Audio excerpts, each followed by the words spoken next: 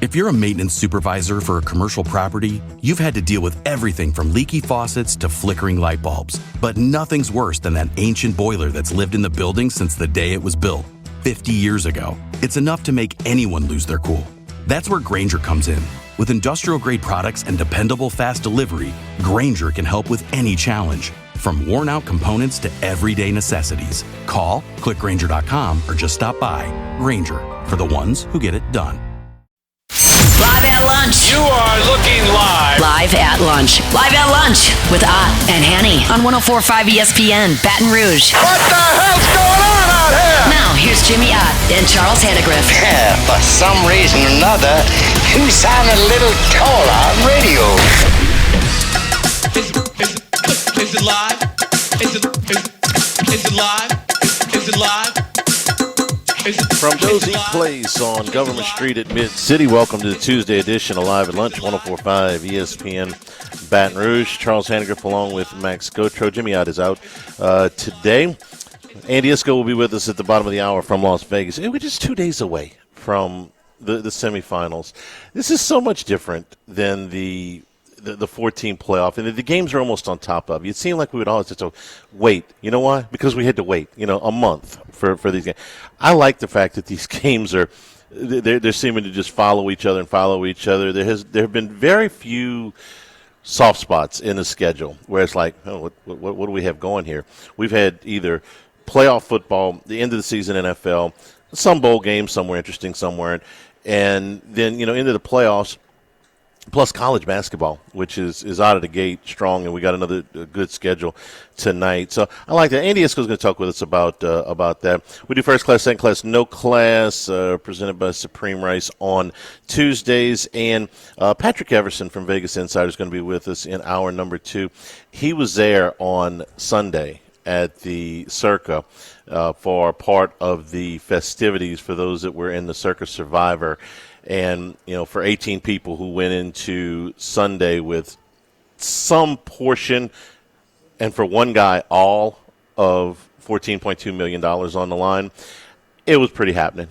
So he's got some stories, but plus he's also got some thoughts on where the line's on, where the action is on both the college football playoff and the NFL playoffs from Thursday to Monday. We've got a hell of a schedule coming up where it's just going to be really good, meaningful football. If last night's championship game, and listen, I'll be honest with you, hadn't watched either one of these teams all year, wouldn't have watched them if this game would have been Saturday. This was a very good move, whoever's idea this was, to put this on the Monday night where the NFL is vacant. There's no other college football games.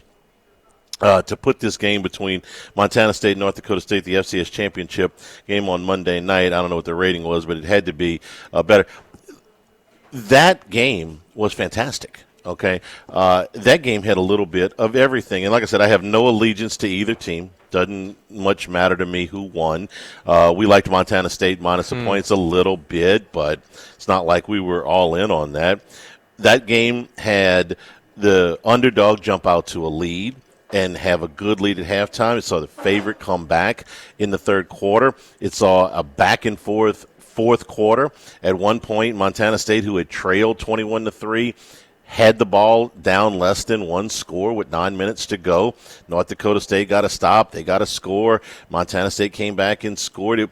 Very few penalties in the game, like 70 yards total worth of penalties, no turnovers. Both of the teams were balanced run and pass. That was a really good football game.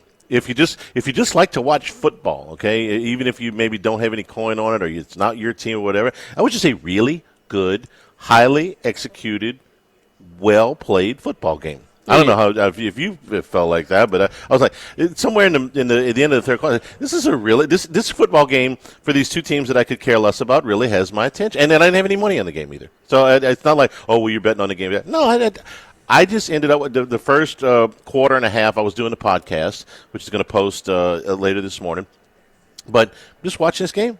This was entertaining football, if you like football. Yeah, no doubt. I mean, you had the favorite, the undefeated Montana State team get off to a bit of a nervy start, I would say. Their offense wasn't clicking like it normally does, but they get down 14-3 and actually go for it on a 4th and 5 right before the half with about 50 seconds left. I think they'll look back on that and even the robot was against it. The robot was saying you should punt there. And the robot says punt, then my goodness, it must have been 4th and 70 from like behind the goalpost or something, right? 4th and 5 with a minute to go from the North Dakota State 44-yard line. So just outside of field goal range. Yeah. Could have pinned them back and just taken the 14-3 deficit at the half.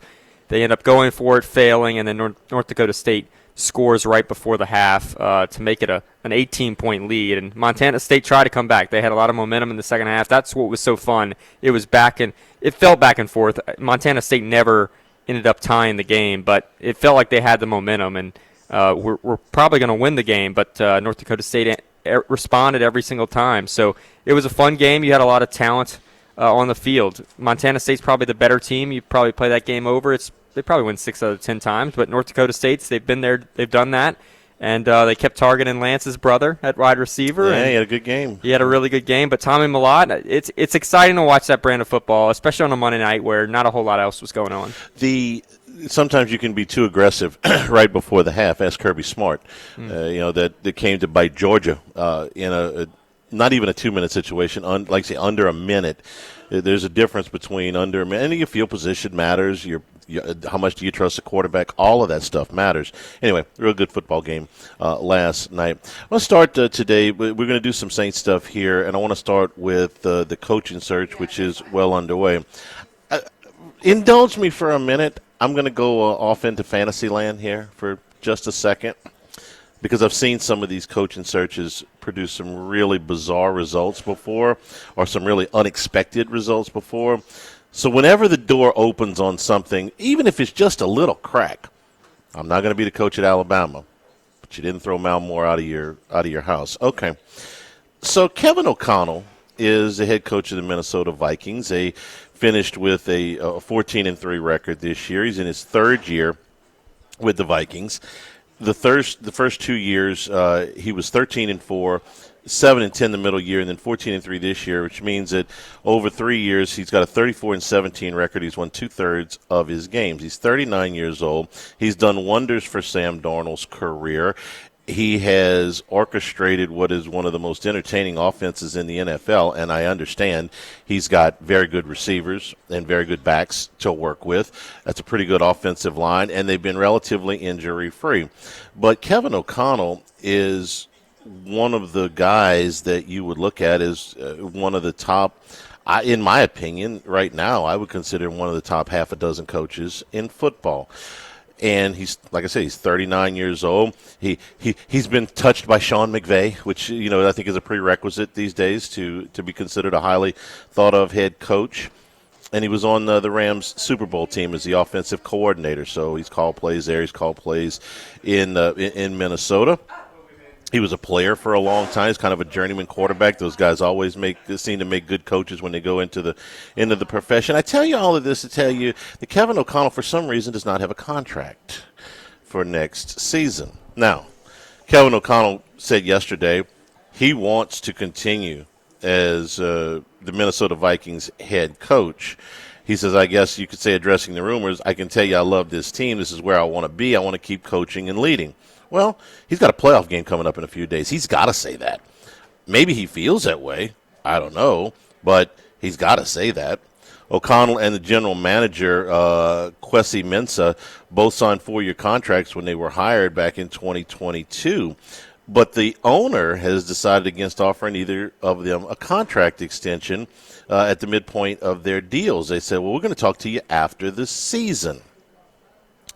When I think about all of the ridiculous contract extensions that coaches have signed that were in no way earned, that were in no way necessary because nobody is coming to get that coach for what you are paying them.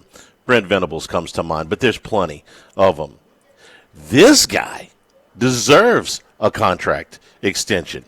You win 2/3 of your games in the NFL over a 3-season sample size. You take a journeyman quarterback and turn him into not just a comeback player of the year candidate, but he was not going to win the MVP, but he's going to finish in the top 10 in the voting. Okay, who had that before the season started with Sam Darnold? If the Minnesota Vikings end up in the Super Bowl, it's not going to be the biggest upset of all time. And the Vikings, of all teams, of all situations, are finally doing what I wish a lot of athletic directors and owners would do on coaches' contracts, which is hold the line until they deserve it or there's some kind of pressure. Well, Kevin O'Connell is in demand. Teams are starting to call about, hey, can we trade for Kevin O'Connell? And the Vikings, the Vikings got a playoff game here in a few days. No. Why isn't this done? If you're Ziggy Wilf, Ziggy and Mark Wilf for the owners, why is this not your number one priority? Right this second, why is getting your head coach locked in? Why are you even answering the phone to say no about a contract extension? It feels like your quarterback decision is very much related to this sort of Absolutely. decision. You got two quarterbacks that you've got that have what I would call upper level value. One of them because of what he's done this year in Sam Darnold, and one of them because of what his potential is in J.J. McCarthy and where he was drafted last year. And, there's a lot of people that are a little squeamish about signing Darnold outside of Minnesota because they don't know how well he would do without Kevin O'Connell. I told you, this is a little trip into fantasy land, okay, for the beginning. Even if the Vikings are stupid enough to let this bright young coach walk out the door, he's going to have offers from teams that have much better situations than the Saints. But I said this 15 years ago, and I've said it a couple of different times with coaching searches, if you even open that door a crack, if there's even a 1% possibility that this guy will listen, if the Vikings will listen to an offer, if they don't hang up the phone immediately, and listen, what if the Vikings lose on Monday night? What if they lose, and what if it's kind of an embarrassing game?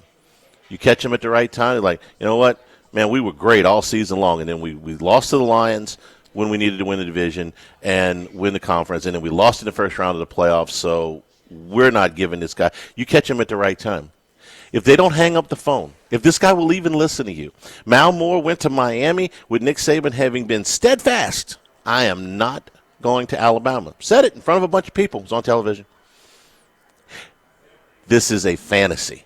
But if the fantasy door is open for just 1 second, man, if they take that phone call, I'm coming with the best offer I could possibly make to the Vikings.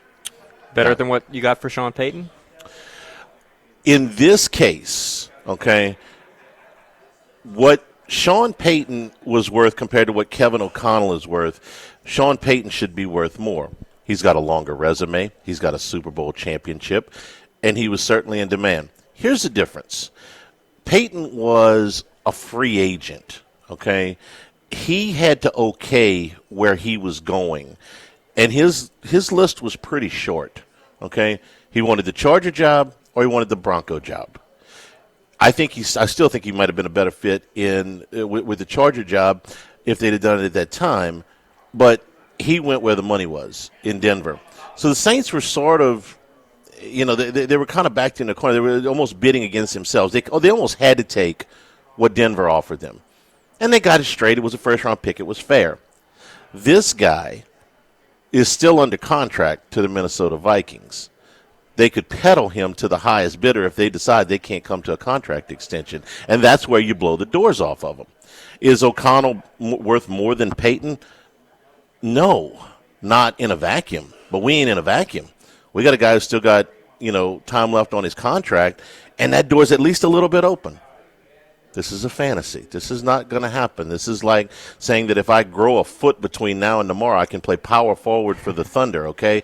But the mere fact that this has gotten even this far, O'Connell should have been extended. Like I said, of all of the stupid, irresponsible, costly, unnecessary contract extensions that coaches get this time, this guy is even remotely close to being on the market. Hell, I'm rooting for the Rams on Monday night. I hope the Rams beat them, and there's a possibility that these owners do something really stupid. For billionaires, NFL owners can do really stupid things at times. I don't know if you've been watching. But that can happen. I will say, though, like, Jimmy's not here to tell me how much of a fantasy it is. this It is so a fantasy. I fully, especially to go to the Saints. Fully admit that. Although it would be a trade, it would be their own doing there. Part of the thing is, O'Connell's not getting blamed at all for the loss last week. On Monday night. You're messing up my dream here. He's still the favorite to win Coach of the Year. He's minus 750. I thought Dan Campbell might be, closer in odds just because he's beat him twice.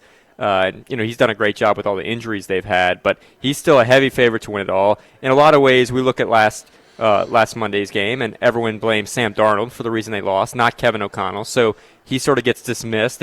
I think if the result that you're hoping for, where they lose in the first round, happens, a lot of the blame will be probably on Sam Darnold, not on Kevin O'Connell. So I don't think that changes. I think it just makes a bigger question about Sam Darnold's future rather than Kevin O'Connell's future. I think that's going to get ironed out. But also, we actually have odds on the Saints' next head coach. Oh, please share this.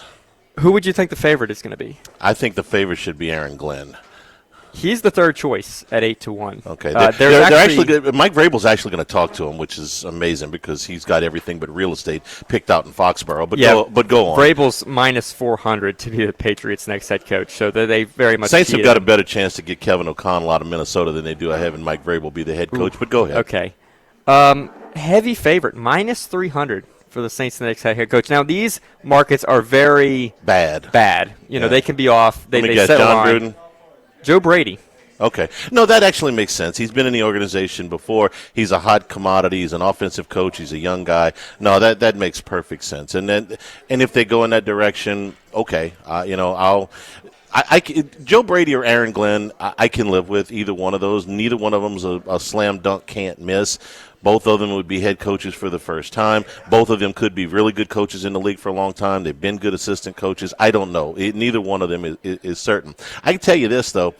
If this fantasy scenario that I chose to indulge in for a few minutes here just to humor myself this morning, if the Rams beat the Vikings on Monday night and the Wilfs are really pissed off and they'll answer the phone, I'd offer them the number 9 pick in the draft for Kevin O'Connell. Look. The Saints have needs from here to Christmas, all right? But if they're not going to move the general manager, which apparently they're not, then the next most important thing is the coach.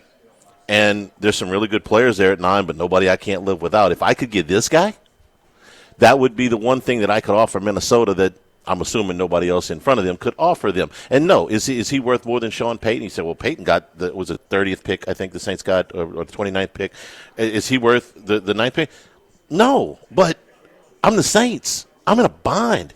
I got a proven head coach at the NFL level that's 39 years old that works for quarterbacks. Hell yes, I'd give him a number 9 pick. And O'Connell will show you the rare instance where you can maybe build yourself a contender without necessarily having a star quarterback. And that's the situation that the Saints are in. So this is the quickest way to relevancy. And honestly, if the front office feels like they're in any sort of jeopardy for their future, this would be a job that might give them a little more time, which is how almost every decision in the NFL is made. How do I get more time here? Although Mickey Loomis might feel a little more comfortable. If the genie comes out of the bottle for any of you Saints fans, wish for this, okay? Because this would be the best news ever.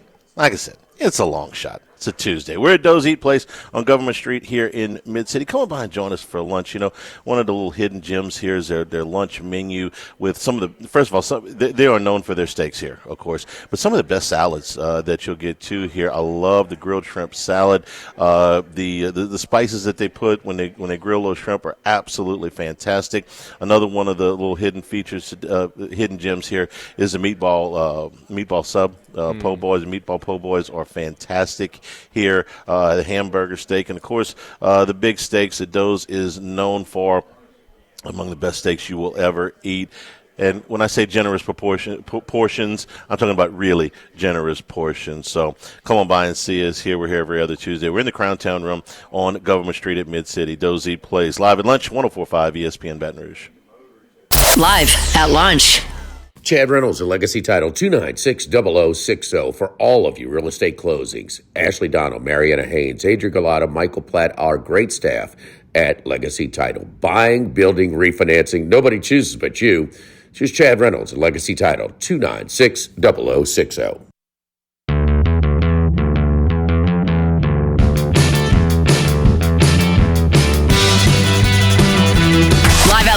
with Ott and Hanny from Doe's Eat Place on Government Street on 104.5 ESPN, Baton Rouge. Remember, you can always get the show on demand at NewLouisianaSports.net, 104.5 ESPN.com as well. We'll have a new Handycast drop sometime late this morning, early this afternoon, as we went through the film from the Texas Bowl. But we spotlighted almost all of the players that we talked about on the film are players that will be coming back next year. Some really positive things out of some of the young players that we saw in the Texas Bowl. Richard and I broke that down, and that should drop, like I said, late this morning or early this afternoon. Derek Carr talked to Kat Terrell from ESPN yesterday. A few things came out of this interview, the most important of which is that Carr was adamant that he will not take a pay cut. Carr's average contract is $37.5 million per year with what he's got left on the deal. Max, you're ranking quarterbacks 1 to 32 in the NFL right now. Where you got Carr? After they were 5-5 with him this year. They were 0-7 in games that he didn't start. Derek Carr lined up against everybody else. Where you got him? I tend to put him in that sort of 18 to 20 range. I got him a little bit higher than that. I think the $37.5 million that is the average contract number for him over the life of the deal is 15th at the position. That's probably about right where I got him. There's not that many outside of the obvious superstars, in the league, the guys that are competing for the MVP. I don't think that there are 25 quarterbacks in the league better than Derek Carr. I don't think that there are 20 quarterbacks in the league better than Derek Carr. I think there's probably 15. It might be 18. We're pretty close on that. Problem is that Carr's due $40 million next year. That's not out of whack with a quarterback of his skill level. He counts $51 million against the salary cap. Again, not completely out of line, a little high, but not overly out of whack. Thing is, it costs him $50 million to cut him. However you decide to amortize it, if you wait until after June 1st, you can spread it out over 2 years and just, drag this on even more. I find myself kind of thinking, just go ahead and keep him. You got to pay for him anyway. Somebody's got to play quarterback next year, and he's the best quarterback you got on your roster. But do I want to win next season? I mean, with Derek Carr, their ceiling is still probably 500. I mean, and that's with the fourth-place schedule, and if everything goes right this offseason, it's probably somewhere in that 8-9 wins, and you're just back on the merry-go-round again. Are you better off cutting him, eating the $50 million, going with Spencer Rattler, finishing 4-13, and being in a position to draft a quarterback next year? Maybe. Saints don't think like that. My thing is, if I got to pay him to stay or to go, I'm inclined to tell him to stay, but I could be talked out of it. What I don't want is just for this contract to hang around the Saints' neck for 2 more years, if I can help it. And they can't just cut him all off in one fell swoop because and pay for it all in 1 year because the economics of it just don't work. What would you do with Derek Carr? Well, I'll just say this. I wouldn't be surprised. I'd be beyond shocked if he isn't the quarterback next year for New Orleans. You say that without knowing who the head coach is going to be. I don't think it matters. Okay. Now maybe, let's take it. Let's say Joe Brady's the guy, and I do tend to think that Glenn, outside of having the connection here, you tend to go away from what you've done before with your head coach. So you had a defensive head coach. You meaning who? And Dennis Allen. Well, I think a lot of teams tend to go to an offensive side of the ball if the defense didn't work. So I wouldn't be surprised to see an offensive coach. I think that it's just simplest for this front office to keep him. It's very difficult to see a path in which they cut him. I'm not sure that that's the way that I would do it, but I'm just resigned to thinking that Derek Carr will be back next year. Any coach that comes in the interest of self-preservation is going to want to have Derek Carr because what are his options? His options on the roster are Rattler and Haener, who are not as good as Derek Carr. His options in the draft are unknown. His options in free agency aren't likely to be better than Derek Carr. Would you like Kirk Cousins? He's Derek Carr 3 years from now, except injured. So if you're a coach and, like I said, self-preservation, you want to win. You want to keep the job once you get it. He gives you the best chance to win. This is where the general manager has to come in and do big picture.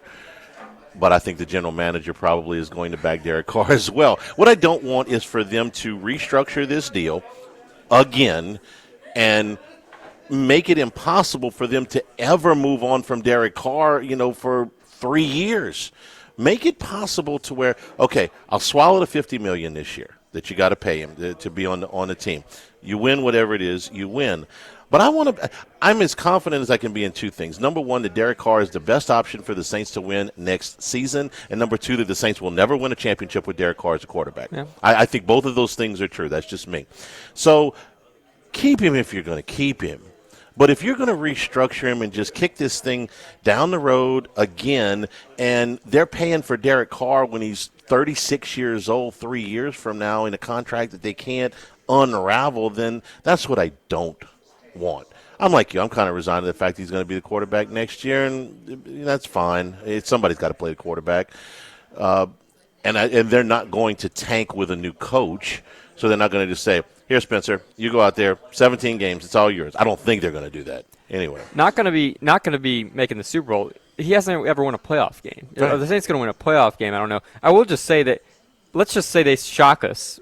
Number 9 pick, they love a quarterback. They bring in Joe Brady, and Joe Brady's just in love with Drew Aller or something. He ain't getting the 9. Let's say they trade up. Jackson Dart in the beginning of the second round. Sure. Let's say they trade up. Let's say they get Carson a quarterback. Beck in the second Joe round. Brady Quinn likes Ewers his quarterback. He sure. brings him in, gets a quarterback. They could still keep Derek Carr in that scenario. Why would that be any different than what the Falcons essentially did? They were paying Kirk Cousins a lot of money, and they still drafted Michael Penix in the top 10 of the draft. And turns out Kirk Cousins wasn't ready. Maybe the Achilles is still a problem. Maybe he's just too old.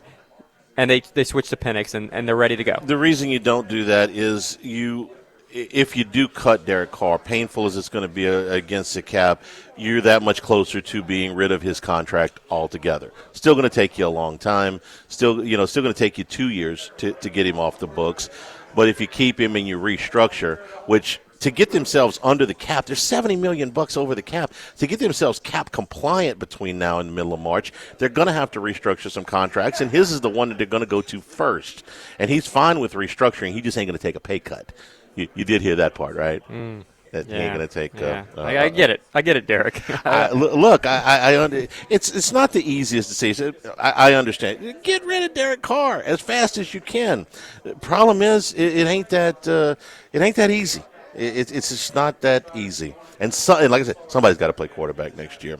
We're brought to you by Total Maintenance, AC, heating, generators, electricity, plumbing, one-stop sales and service shop for all of these things. Since 1980, one of South Louisiana's oldest and largest AC and heating companies. Their slogan is, service today, every day, because you don't want to go to sleep uncomfortable. And here for the next couple of weeks, that means really, really cold. Total Maintenance with full service, with full staffs in both New Orleans and Baton Rouge.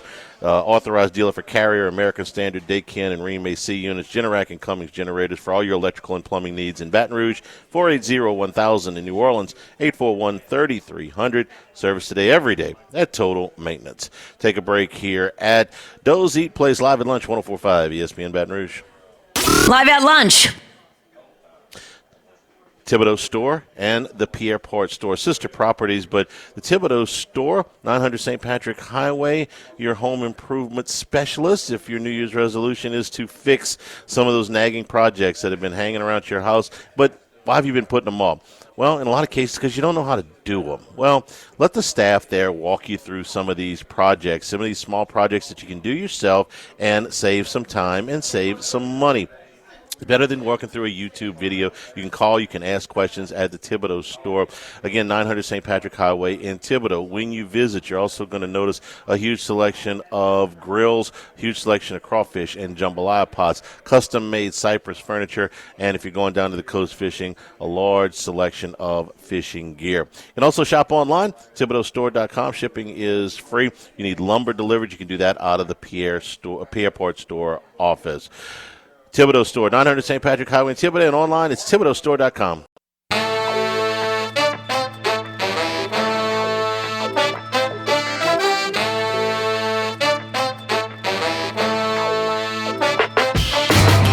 Heading out to Las Vegas, deep in the desert, lives one man. One man of many sports bets, the one and only Andy Iskoe. We return here at Dozeit Place on Government Street in Mid-City. Charles Hanniger along with Max Gotro. Andy Iskoe joins us. Andy, good morning. How are you? I'm fine, Charlie. How are you? I'm looking forward to the best time of the season. We sort of got a nice game last night in that FCS championship game that kind of went down to the wire. Not really. ND State was pretty much in control. But it was fun to see a game that really means something and marks the end of the season for something. Yeah, and I thought it was a really well-played game. You know, it wasn't sloppy, no turnovers, not a lot of penalties. You had, one run from one team at the beginning, another run in the second half by the favorite who was behind, and then a really competitive fourth quarter where I didn't know who was going to win the game. When Montana State got the ball back, down one score with 9 minutes to go, I thought, well, there's a real possibility they could drive the field here. Yeah, so it was an excellent ball game. I hope we get the same. Starting on Thursday, we're going to have 5 straight days of great playoff football in college and the pros. Before we get to that, Andy, I want to ask you.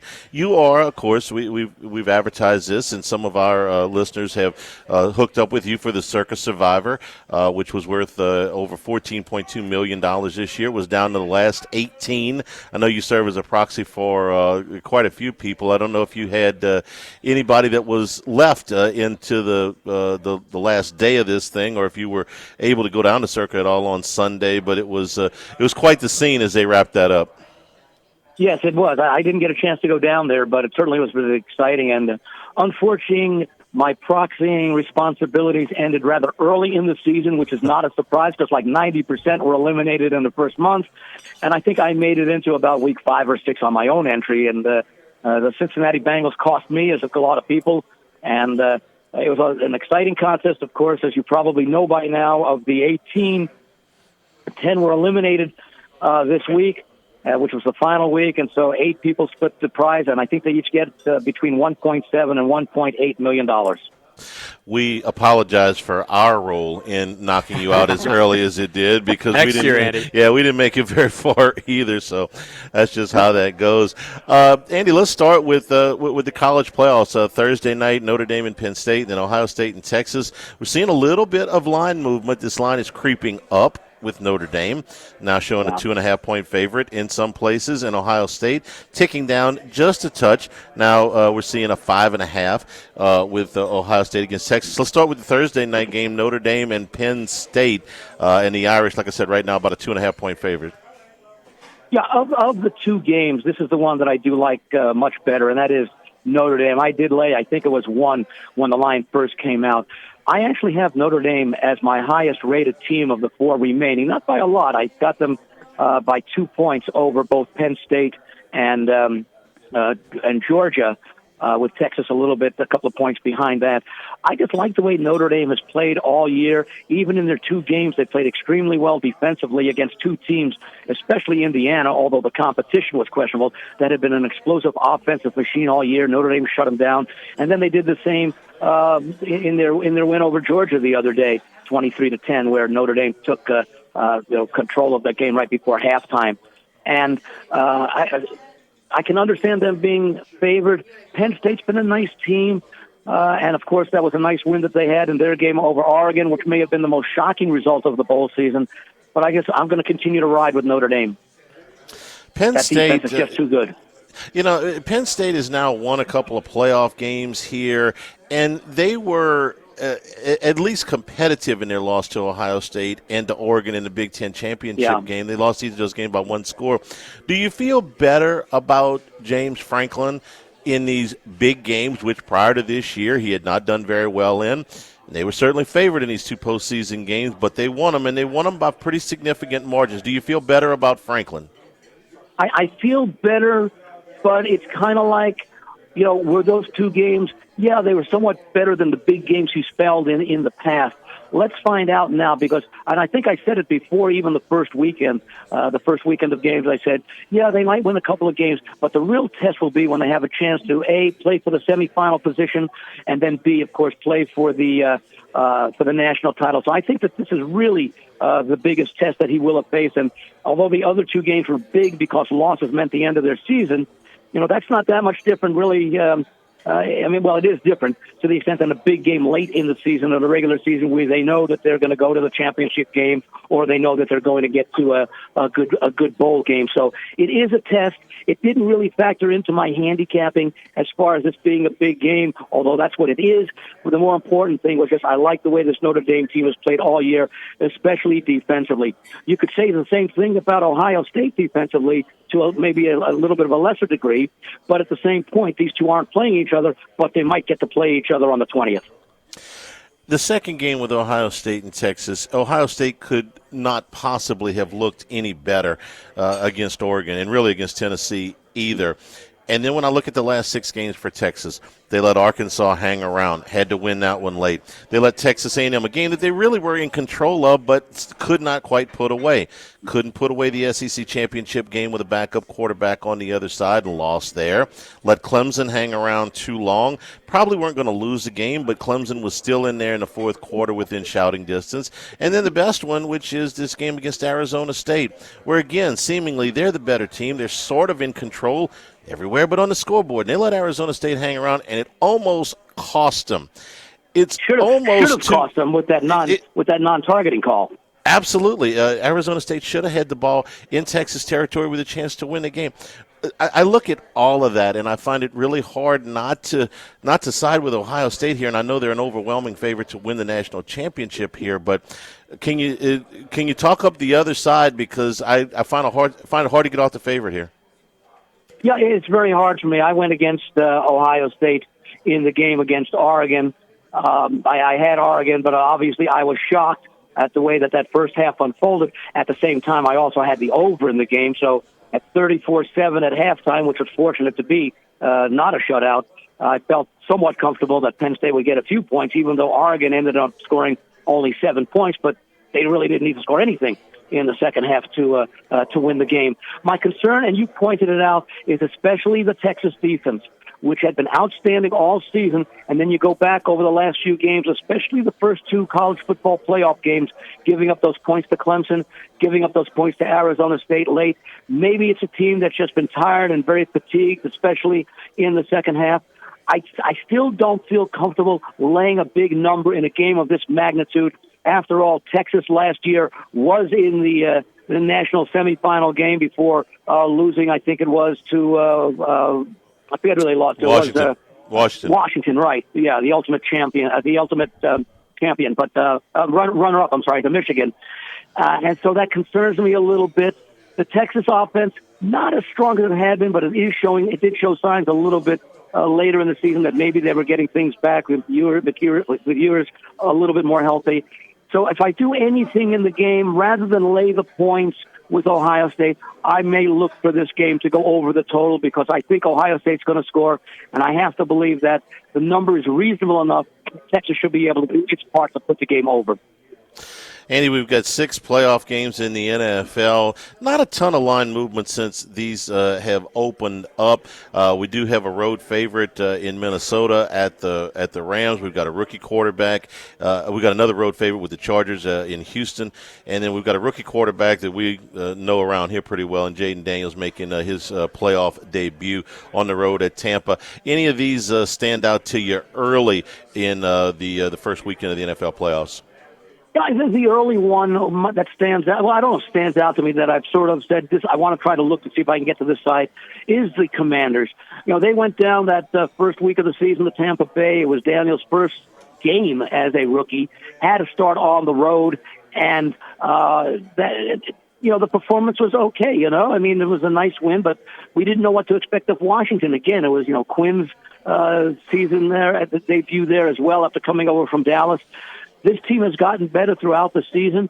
They had that mid-season slump, and then they played well at the end of the season. So it's kind of like, a good stretch, a weak stretch, and then a pretty good stretch to end the season. So I wouldn't be shocked if Washington pulls the upset, although anyone who wants to bet the game and lay the short price with Tampa Bay, I can't discourage that at all, the way that Mayfield and the team has been playing consistently all year.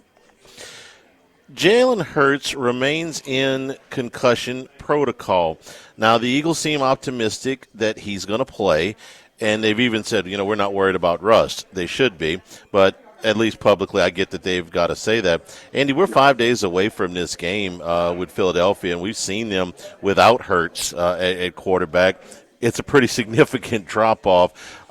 Haven't seen a ton of line movement with this game, though. Let's kind of scuttlebutt about the Eagles, and they are right now we're showing a 4.5-point favorite against the Packers and Jalen Hurts. I think that we'll see movement probably beginning maybe tomorrow when we start seeing the practice reports. Even if he got in as limited practice, that might be a positive sign that he will play. If they hold him out of practice, especially with the rust factor, it means he's slow. He's still slow in recovering to get past through that concussion protocol. So I think this game has a wait-and-see factor based upon what we see on the initial injury reports in midweek. What do you, real quick? What do you think he's worth if he were to be declared out? What do you think he's worth in point spread value? I think you can't make too much, because Love I think is banged up a little bit also for the Packers, but certainly there's no concern, and of course the wide receiver issue is a significant issue as well, going up against a very good Eagles defense. I do believe that probably if that line. I could still see the Eagles being favored, but I could see it going down to 2 or 2.5 in that situation. Yeah, push it past the key number. It's one of those things you can't tough it out. The concussion protocol, you're either in it or you're out of it. It's not like trying to play through some pain with a knee Exactly. or an elbow or something like that. Andy, we always appreciate your time. Thanks for spending a few minutes with us today. We're looking forward to a great week of football. We'll check in with you next Tuesday after the dust is all settled. Sounds good, guys. Then we'll have the 8 most deserving teams remaining, and that's when it really starts to get to be a lot of fun. Absolutely. Thanks a lot. Andy Isco out in Las Vegas. We're at Doe's Eat Place on Government Street in Mid-City. We're brought to you by Home Bank, Louisiana-based since 1908. Business and personal banking solutions right now with great CD rates, but also with low minimum balances required so you can start stacking up on those returns right now. Local bankers that will talk to you, give you some of the solutions, and meet your goals here in Baton Rouge on Corporate Boulevard, Sherwood Forest, Longform Village, and Bluebonnet. Also Home Bank locations in Acadiana, New Orleans, and North Shore, Natchez, and Houston. Visit Home 24 Bank for more information. Home Bank, member FDIC. Back to wrap up hour number 1 here at Doe's Eat Place live at lunch, 104.5 ESPN Baton Rouge. Live at lunch. Lofton Staffing Services matches hard workers with the most sought-after employers. So Lofton, you're more than just another employee. We care about your interests and we'll match you with a company that needs your skills. You can complete an application. You can schedule an interview. You can even browse jobs, the comfort of your own home at Lofton.jobs. Lofton also offers an unlimited $100 referral bonus. Lofton Staffing Services. We've been putting people to work since 1979. 924-0200 and Lofton.jobs.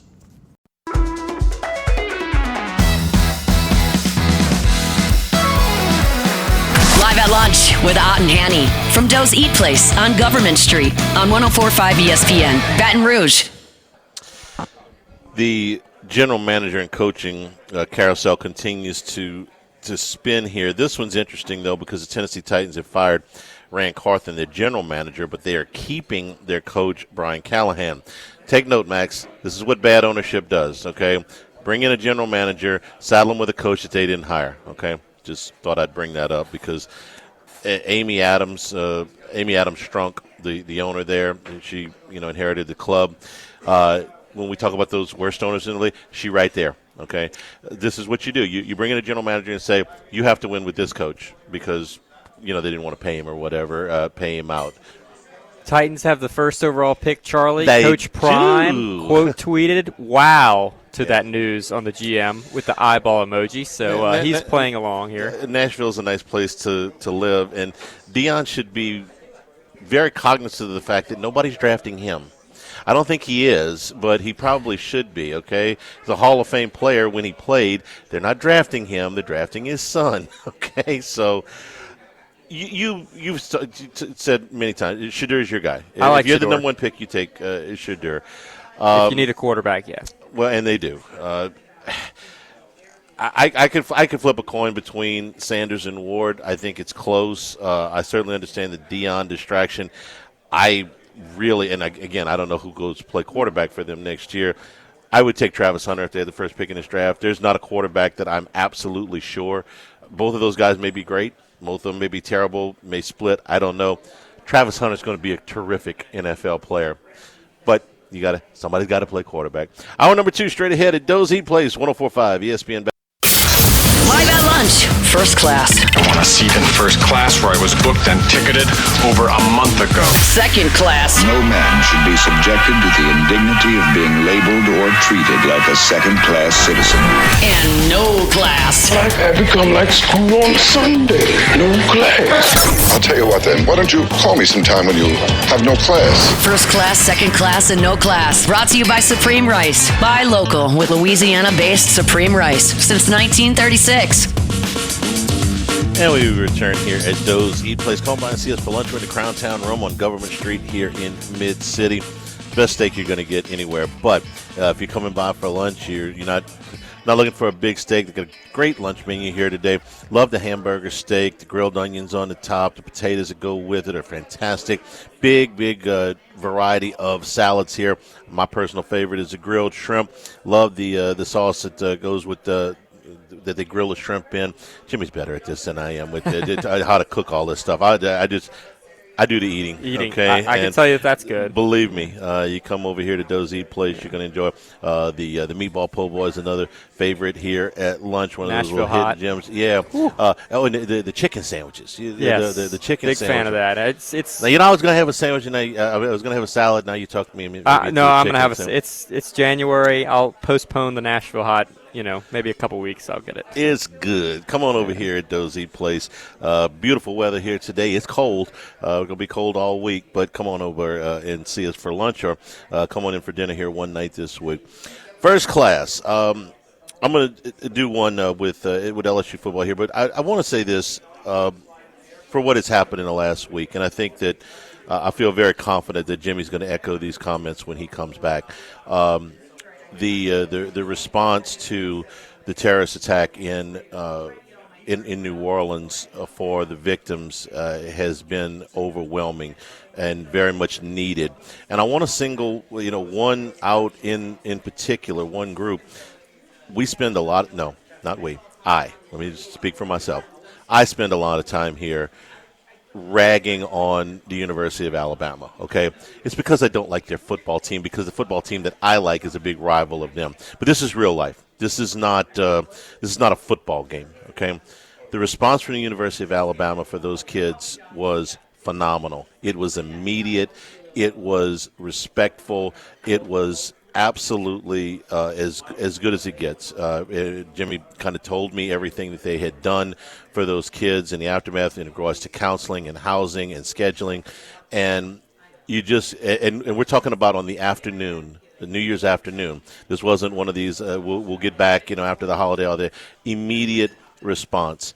And like I said, I'll let Jimmy tell the story when he comes back. But first class, University of Alabama, and all those who responded as swiftly as they did to make what was a terrible situation a little bit more, a little bit easier in the aftermath of it. There's nothing you can do overall. Of course, this event, it took lives, and you saw the event last night.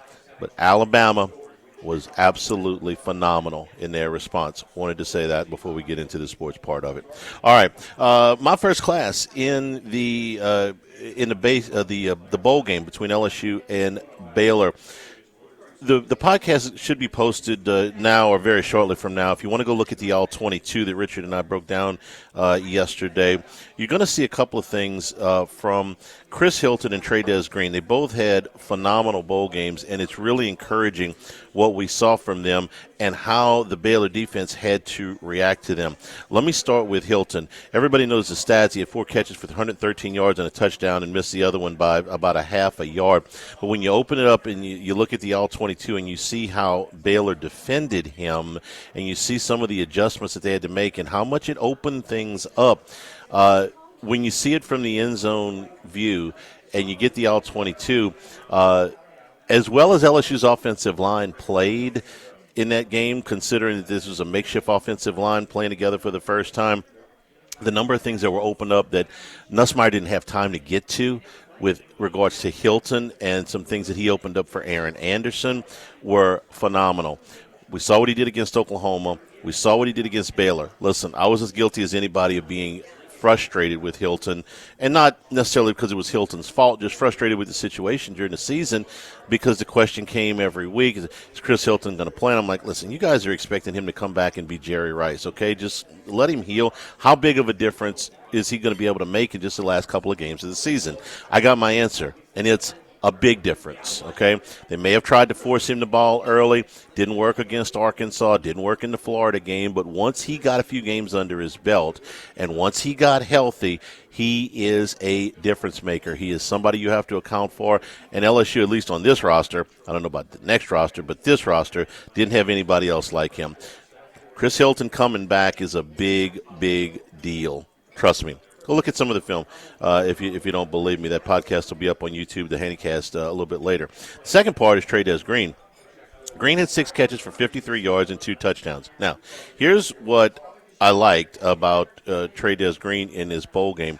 Number one, the big productivity, and in the red zone especially, where we thought he could be a weapon all year. The physicality of the game, I thought, got to him a little bit early in the season. Wasn't quite ready for that. But I thought he got better as the season went along. The willingness of him to block in this game, and we spotlighted a couple of plays. I'm not telling you he's Anthony Munoz, okay? But I am telling you that there is a willingness to stick his nose in there and block. You can see it on a number of plays, including some of the straight run plays where he's lined up as a tight end or a wing. That's good news, okay? Because I don't know if LSU is going to bring in another tight end or not. They're bringing in a kid from A&M who's going to be as a backup. They're bringing in Bauer Sharp. But are they going to bring in another, what you call blocking tight end? They might. But Trey'Dez Green's going to be on the field plenty next year. And if at least some of that can be as an inline tight end, it forces the defense to defend something else. And I didn't know if that was going to be the case here. Here's the best news about Trey'Dez Green. You can see this on the Handycast as well. He still has a long, long way to go as a route runner, okay? He is still doing things that are not what you would call a proper technique, I mean, with some of his route running. And he's getting open anyway, okay? So, Richard Dixon, who played the position, is a record holder here, pointed out some of the specifics. When he learns how to do this, he's going to be uncoverable, okay? So you get 2 guys run to first base. They both make it at the same time. One of them's got great form. One of them's got lousy form. Which one do you want?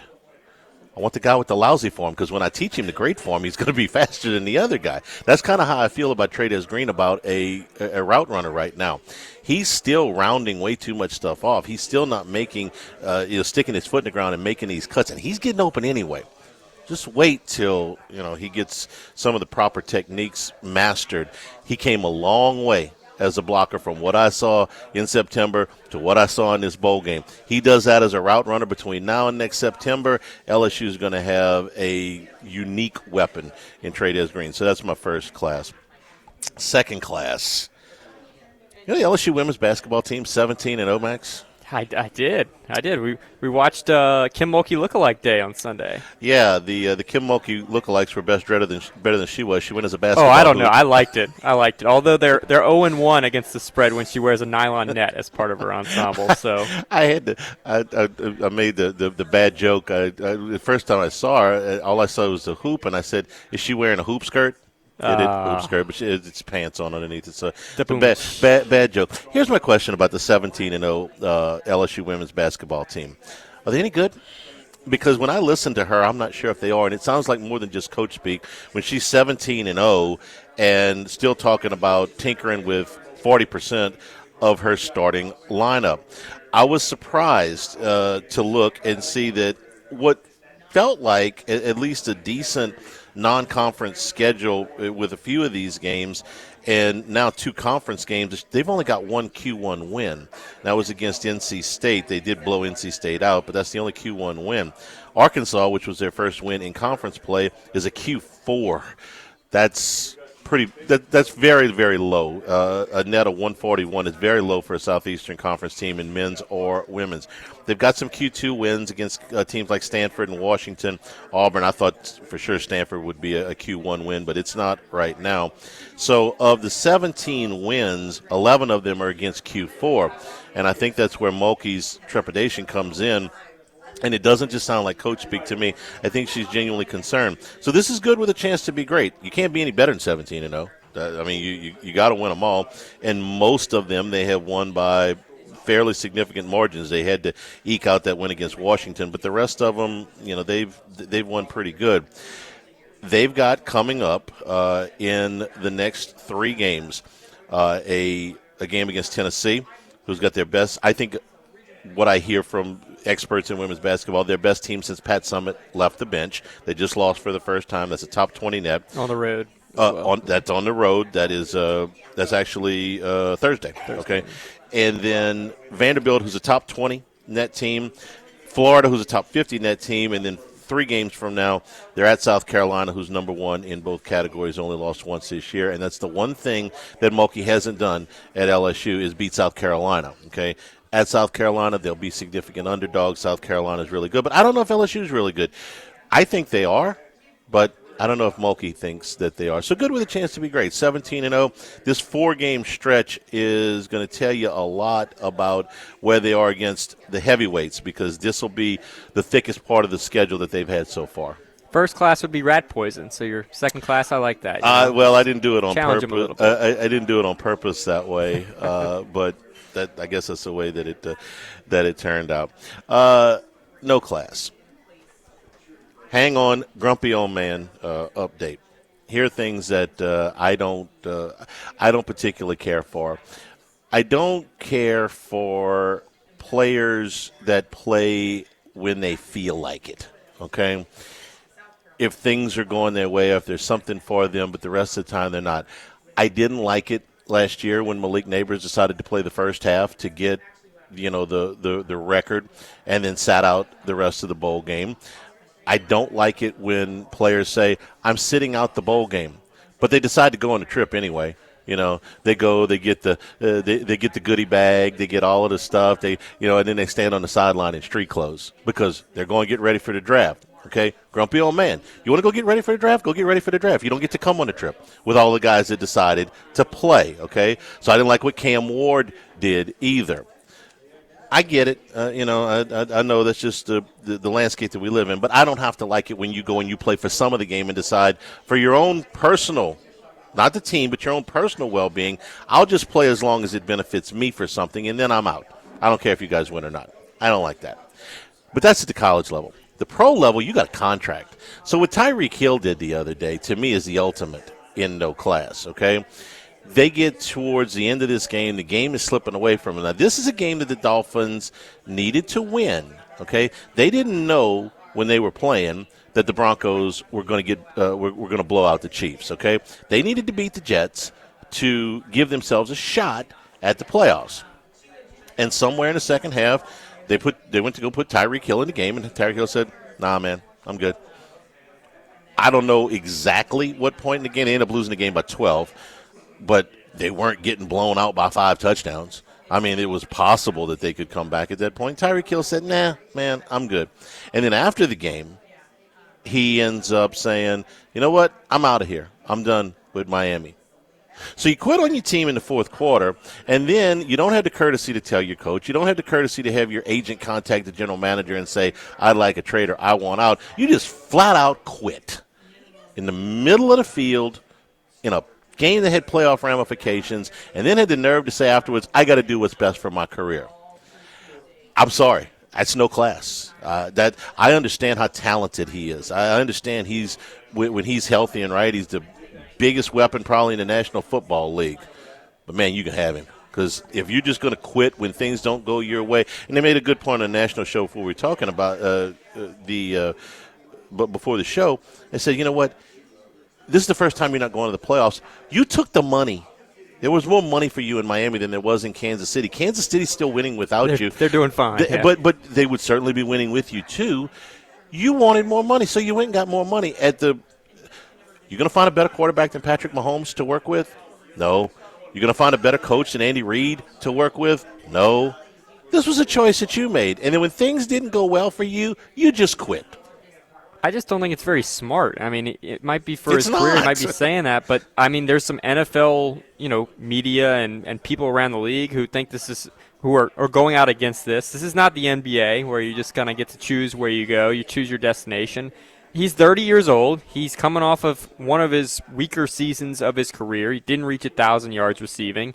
He's already been a headache at times throughout his career. That's being nice. This just seems it seems like a big blunder for him if he wants to go somewhere else and wants to make more money and all this thing. I just don't think this is good for his career. So it doesn't really make much sense to me other than it just being a little sporadic and not very smart on his end. It's bad business, okay? These kids that do this at the college level, this is a business decision that they're making. They don't want to go get hurt, okay?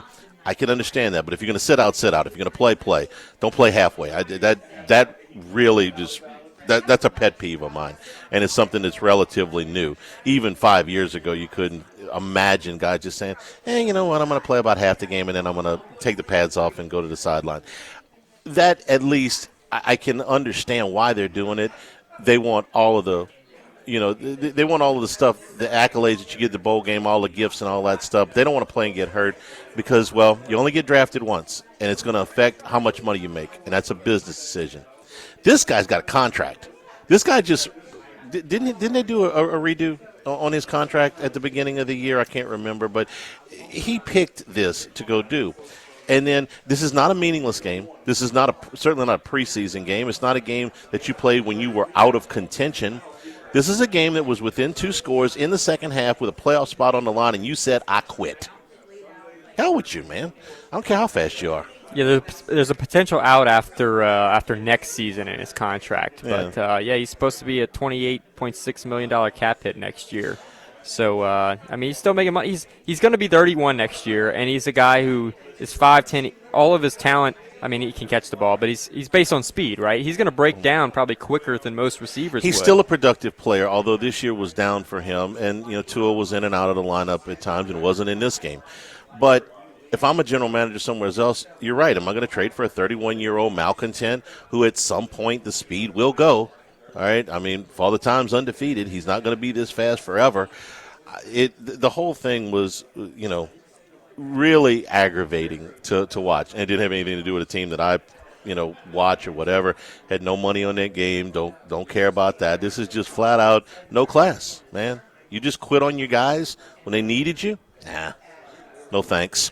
First class, second class, no class, brought to you by Supreme Rice and SupremeRice.com. We're getting into it to be jambalaya season before too much longer. Out at the baseball park tailgate when jambalaya, make it with Supreme Rice. Any of your dishes, make them with Supreme Rice and new parboiled rice. The closest thing you're going to get to restaurant quality rice that you can buy wherever you pick up rice, all your AG food stores, your Rouses, your Walmarts, or if you'd rather, the Jasmine, the long grain, the medium grain, the brown. Been growing, milling, and processing Supreme Rice down in southwest Louisiana since the 1930s. You're going to save some money, and you're going to be supporting our Louisiana farmers. And, of course, they're part of the Climate Smart program that ensures future generations of Louisiana farmers will be able to take advantage of the benefits. We're talking about methane emissions reductions and water conservation. For more information and great recipes, go to the website at SupremeRice.com. LSU basketball back in action tonight and a really good slate in the Southeastern Conference. We'll do that when we come back here at Doze Eat Place, live at lunch, 104.5 ESPN Baton Rouge. Live at lunch. Workbox Services can handle all of your movable storage needs, commercial and residential. Our shipping containers come in various sizes, 8x10, 8x8, 8x20, 8x40, not just one size. These units can be customized for any use. Custom lunchrooms, offices, work sites for plumbers or welders, dual purpose, part office, part storage, climate control, shelving, lighting, using different materials, whatever you need. Give my buddy Martin Padiello, Workbox, a call at 343-4886, workboxllc.com.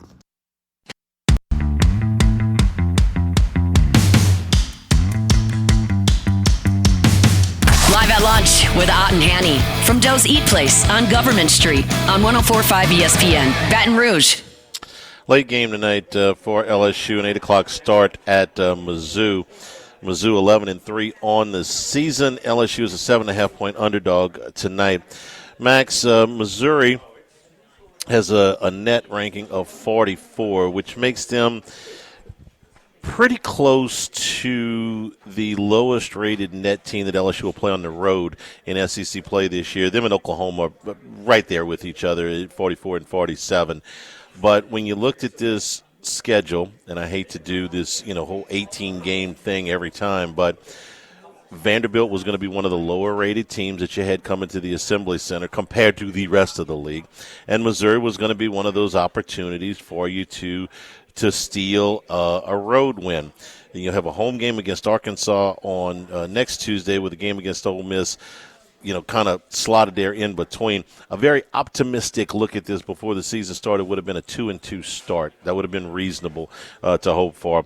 But LSU's going in to face a team that's not terribly unlike the one that they played on Saturday at the Assembly Center. It's a team that is very, very adept at turning the ball over, and LSU really kind of wilted under that pressure in the first half on Saturday. Yeah, it's a pretty easy scout for Missouri when you look at them. They're 6th in Division I in steals per game. They turn the ball over.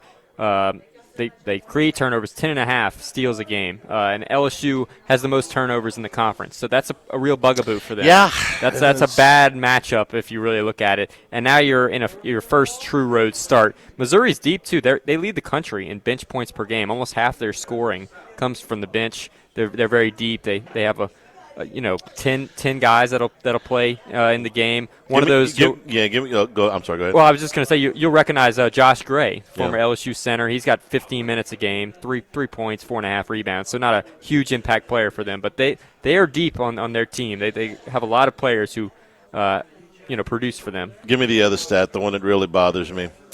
Points at the rim. Yeah, so they're tied for the most free throws made per game in Division I. 21 points from the charity stripe each game. They are going to the goal. They are getting to the line. They're attacking. They don't shoot a lot of threes. They've got a lot of guards. That's where most of their offense is generated, but they still attack the rim. That's a big thing they do. Now, for what it's worth, they've got 3 losses. KenPom ranks their strength of schedule among the top 10 easiest in the country. They've got a very top-heavy sort of schedule. They played Memphis. They lost them in the opener.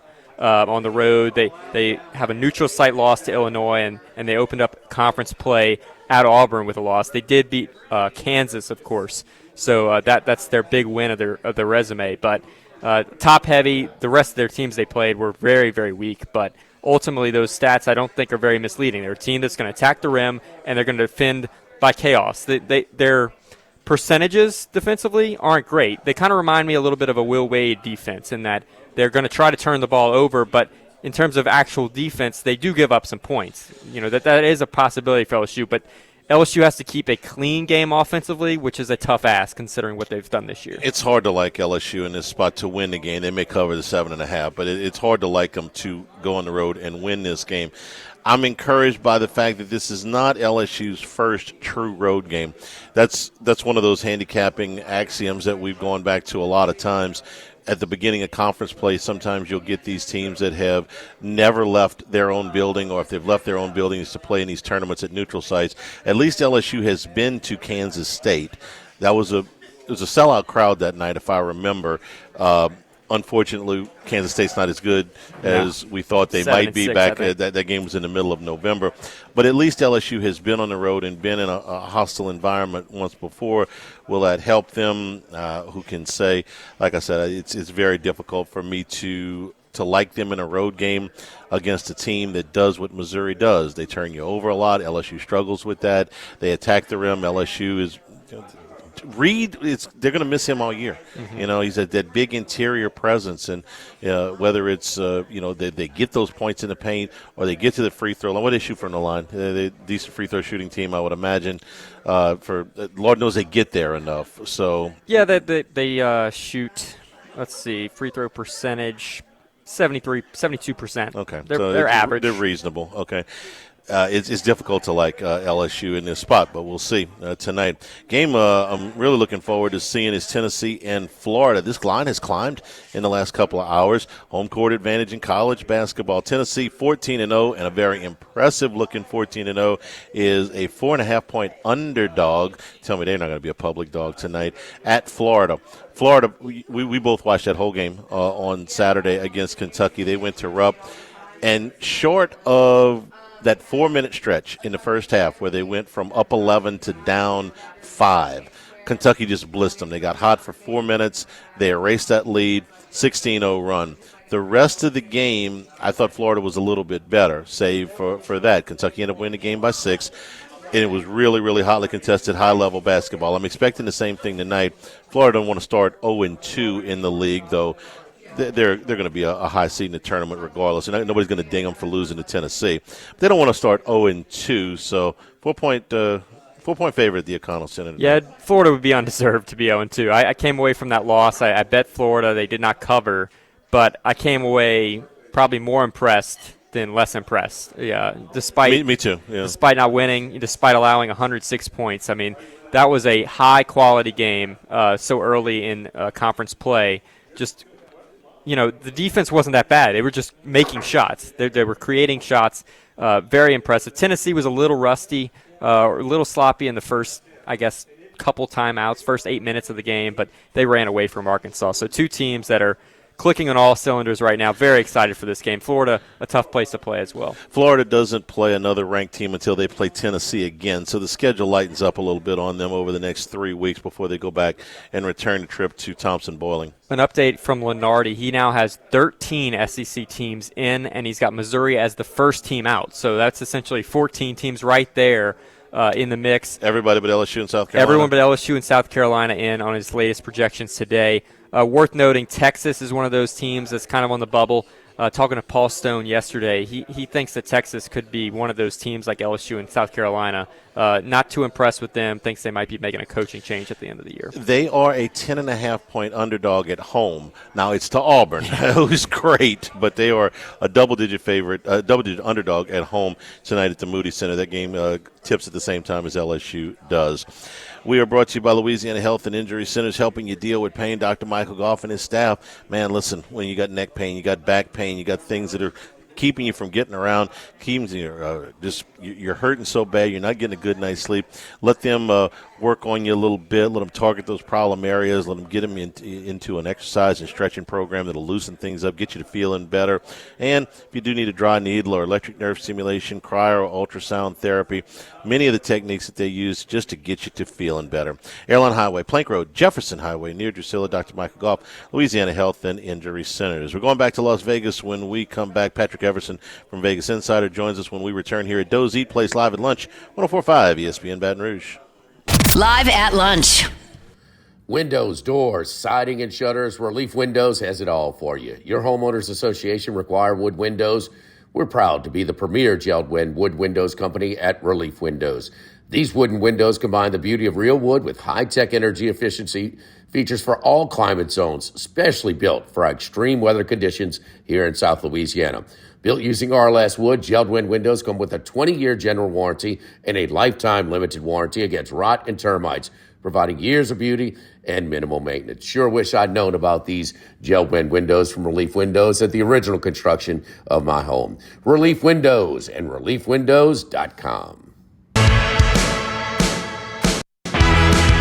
Live at lunch with Ott and Hanny from Doe's Eat Place on Government Street on 104.5 ESPN, Baton Rouge. Joining us now from Vegas Insider is our friend Patrick Everson, who was there chronicling the last day of the Circus Survivor this year. Patrick, thanks for spending some time with us today. How are you?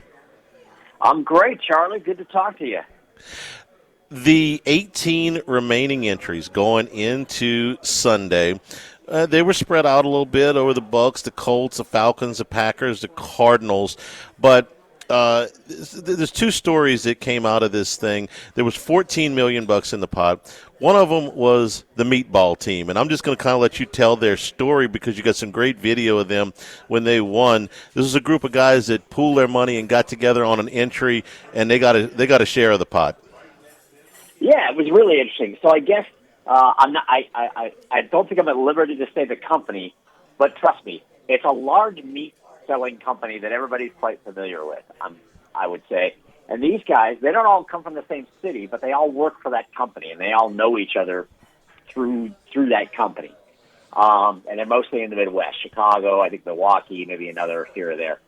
But they had 3 entries actually, and as you might recall. I'm sure you and Jimmy talked about this early in the season. The first couple of weeks of Survivor were an absolute bloodbath for the overwhelming majority of the field. Like 70% of the field was gone by the time you got to week 3. Out of 14,266 entries, there was only there was a little under 3,000 left after the first 2 to 3 weeks or so. Well, that took away 2 of their 3 entries were gone after week 2. So they had 1 entry left, and they rode 18. And keep in mind, Circa has those extra weeks in. There's an extra week the week of Thanksgiving. Holidays. You have to make an extra pick, and you have to do the same Thanksgiving. So they went 18-0 from there. And as did, obviously, anybody else who got beat up by those first couple of weeks of the NFL season with some losses that teams were, from teams that were not expected to lose. But, yeah, they rode it out, took that 1 entry all the way to the finish line, and the thing is, a lot of people were talking during the week, look, if you've got any of these teams left, you should probably play the Falcons or the Bucks or the Packers. They've got playoff qualifying or playoff seeding on the line for all of them. They're all touchdown or more favorites. If you got them, this is the time to do it. Well, they didn't have any of those teams. Literally the best option they had was the Colts or the Cardinals, and they just felt like Joe Flacco, veteran, potentially playing in his last game, was going to be the guy to, keep his head and get it done. And he did, but it did take overtime. Patrick, I couldn't tell exactly how many of them there were. It looked like somewhere between 6 and 8 of them in this group, something like that. Yeah, I think it was 6. I believe it was 6 overall. And then they also, and this is, I don't want to get too far down the rabbit hole here, Charlie, but they did sell off 7% of their stake, basically 7% of what they would win. They sold off I think 5% in week 4 or something. When already, like I said, you already had 70% or more of the field had been eliminated. And then in week 14, they sold off a couple more percent. They let a couple of people buy in, just to shore up their position a little bit. But they basically owned all of it. It was 6 of them, and between the 6 of them, they'll be splitting $1.783 million. Watching this, these guys are everyman. Okay, these are guys that are going to grab a beer and watch the games on Sundays. They don't, if they're professional handicappers, they don't look like it. Okay, this is the story that everybody who's ever sat down with one of their friends to watch the NFL on Sunday thinks, I can do that. Okay, I can get, $1,000 might be a little bit tall, the entry fee for one person, but if you split it with 5 or 6 guys, this is a very reasonable amount, and you get that dream. You're just chasing the dream. And I equated this before the season. I feel even more strongly about it now. This, to me, is so much like the explosion of the World Series of Poker. The World Series of Poker for years, and I went to the tournament a number of times before Chris Moneymaker won it. And when Moneymaker won it on a $40 entry into a satellite, all of a sudden the idea of winning, what at the time was $5 million and is now more than that, it became feasible to people that just like to play poker, that weren't necessarily professional poker players. But it's like, hey, man, I can't afford the $10,000 entry fee, but I can go spend $50. I think Moneymaker spent $40 or $50 on a satellite to get in. I can do that. And I think that for people that are watching this saying, you know what, I don't want to put $1,000 up, and what if I'm out in week number 1? But if I can put up a couple $100 and do this with my friends, I think the Meatballs story is going to resonate with a lot of people, and it's going to make this tournament, this contest, even bigger in the years to come. I wouldn't disagree with that, and I think you're absolutely right. Look, it's not even. I mean, $1,000 is a fair amount of cash, but it's doable for one if you think about it in a way of, okay, this is my bet for the season. Yeah, and hopefully you can stretch it out. But even more so, to your point, if you've got a group involved, if it's 6 guys putting in $150 or whatever that is a piece, a little more than that, but that's really, really manageable to the point where these 6 guys actually did 3 entries, and that still puts all of them in for about basically $500, right, over across 3 entries. So it's a really good way to do it. You can potentially have a great time with it if you can get a group together that has the means to do 2, 3, maybe 4 entries. You can utilize that to try to keep yourself alive. Granted, it didn't help the meatballs much because everybody got, not everybody, but a hell of a lot of people got swept away in weeks 1, 2, and 3. But they had that 1 entry still. So it's a great way to just have basically, like I said, a season-long bet. You're doing it with your buddies. You're having a good time. These guys were having a great time. Their social media was ridiculous the last week or two. Just so much fun. But yeah, it's completely doable. You don't have to be, the sharpest of the sharps to win this contest. You got to have a lot of luck for sure, because when teams start losing early that you don't expect to lose, all of a sudden late in the season you don't have the Lions, you don't have the Ravens, you don't have the Chiefs. You can't play them anymore because you're lucky to just be where you are, and you're down to the Colts or the Cardinals. My goodness, and you have to toss a coin between those two. But they did, and it's something that's very, very doable for just the average bettors, average survivor players, average fantasy sports types who just want to have a good time with their friends and hopefully stretch it out for the whole season. Patrick, I had the Ravens in week 2 when they lost to the Raiders. Yeah, I had the Ravens, all right. I didn't make it past that. There's another story I want to ask you about. Of the 18 entries that were left, only one of them had a team in the second window, and at one point he was the only entry. I don't know his name. I never did see it put anywhere, or maybe a she, whatever, a group. At one point, all other 17 entries were losing in the first round of games, and there was a possibility that one entry, was going to sweep the entire $14.2 million. What can you tell us about that entry, if anything, because they've been kind of incognito? They did win with the Cardinals, and they did get a share, but for a minute there, they might have got the whole thing. They had a chance to get the whole thing. Like you said, the Colts at points of that game were losing. The Falcons were losing. The Bucks were down 16-6 at halftime. The Packers were losing to the Bears. Packers ultimately lost. The Falcons ultimately lost in overtime. Colts had to go to overtime to win. And the Bucks got there in regulation, but didn't come close to covering, which doesn't matter for purposes of Survivor. But just that game did not go the way people had expected. And late in all 4 of those games, all 4 of those teams could have lost. And if they had lost, it would have just been, it would have been crushing for them. But literally, it was completely within the realm of possibility late in all 4 of those games that the guy who had the Cardinals playing in the late games on Sunday would be the only survivor left, and he'd scoop up the whole thing. It was, when I saw that pick, Charlie, on Saturday night, I was like, man, that's an interesting pick. Now, I don't know exactly what teams that person had left, but I thought, wow, I would not want to have $14.266 million riding on, or my share of that riding on the Cardinals. By the time those games got late in the fourth quarter and all 4 of the other teams could lose, the guy's looking like a genius, Charlie. And what Jeff Benson said, he's the director of operations at Circa Sports. He's like, he could have had it all. He was staring $14.266 million right down the barrel. And I also think, had he gotten those results with, I don't know, their hedge opportunities, obviously. I'm not going to go through all of the math, but he would have had options before the first set of games. He really would have had options before the second, before the Cardinals played. So, you had to do all those things. Maybe some of those decisions you would have had to make in a hurry. Circa does a great job. They provide lines of credit, for those that are holding these tickets that have an assumed value at that point. So, anyway, it was fun to follow from afar, Patrick. We would have liked very much if we could have followed from a lot closer, you understand, had we not been knocked out in the middle of September. But there's always next year, right?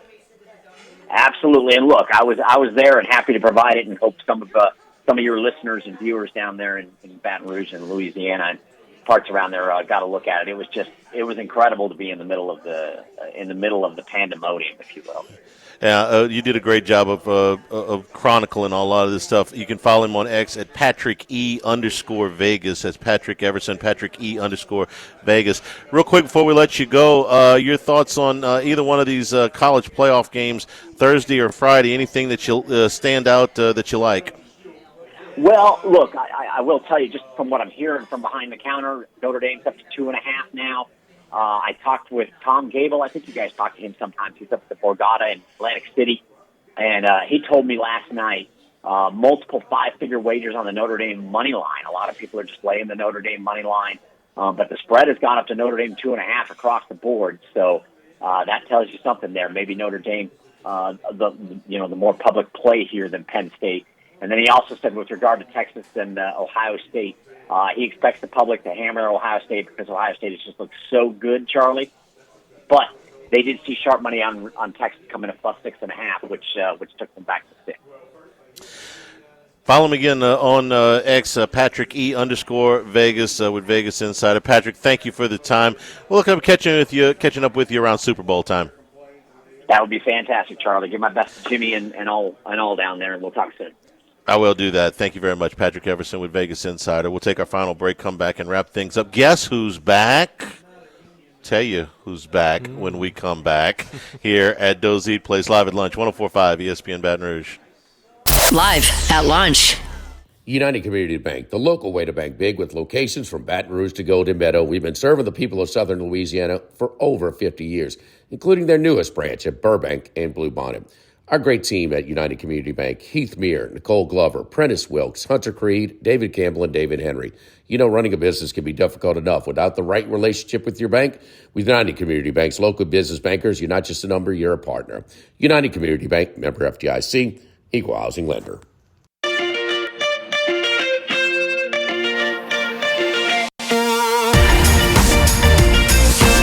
Live at lunch with Ott and Hanny from Doe's Eat Place on Government Street on 104.5 ESPN, Baton Rouge. At the Blender tonight, 7 o'clock start for Pelicans and T-Wolves. Max, not just messing with me, right? Zion Williamson is back. Just tonight. In the nick of time. 2-game winning streak. The King Cake Baby's back. This will be the first time we'll They're see. Still doing that. Yeah. Oh, it's started yesterday. 2-month carnival season for yeah. that monstrosity. But okay, go ahead. It's the first time we'll see Zion and DeJounte Murray play together because the 6 games that Zion's played this year, DeJounte Murray was not available in those games. 6 out of 36 is what he has played. He was averaging 22 points and 8 rebounds a game through those. Playing the Timberwolves, who are 18 and 17. Timberwolves a 4.5-point favorite. I would say at this point, one of the more surprising records, I think, in the NBA. They're losing the Karl Anthony Towns trade right now. A lot of people, myself included, thought that Anthony Edwards would take this team and they would kind of be in a 1-2, 1-3 situation with the Thunder for sure, and probably Denver Nuggets in the West. And it hasn't happened so far. They're down in the 10 hole. So they made a big move. It hasn't worked out so far for Minnesota at 18 and 17. I will say, big game tomorrow night, Thunder Cavs. Those two separating themselves from the rest of the NBA. Yeah, top at this two point, the Thunder have a 7-game lead on the Western Conference already at 30-5. I'm glad Zion's coming back, if for no other reason than just to see the team as it was supposed to be constructed, which has never played together. And the trade deadline's in a month, and they got to do something with Brandon Ingram. If they got massive, like the Saints, the massive decisions that are coming this offseason, both. Well, not just in the offseason, but before this trade deadline and all the way into the offseason. What are they going to do with Willie Green, and is David Griffin still going to be there, and what are you going to do with Zion? And look, give me some options. Play. 11 games back at the play-in, Charlie. 11 games back. Yeah, just in the nick of time. Thanks to the folks here at Doe's Eat Place, premium steak here at Doe's Eat Place on Government Street in Mid-City. Tomorrow we're at Modesto corner of Burbank and Nicholson, right next to Walk-Ons. Until then, for Max, for Jordan in the studio, I'm Charles Hanniger saying thank you and good afternoon. This has been Live at Lunch. Stay tuned for Hunt Palmer on 104.5 ESPN Baton Rouge.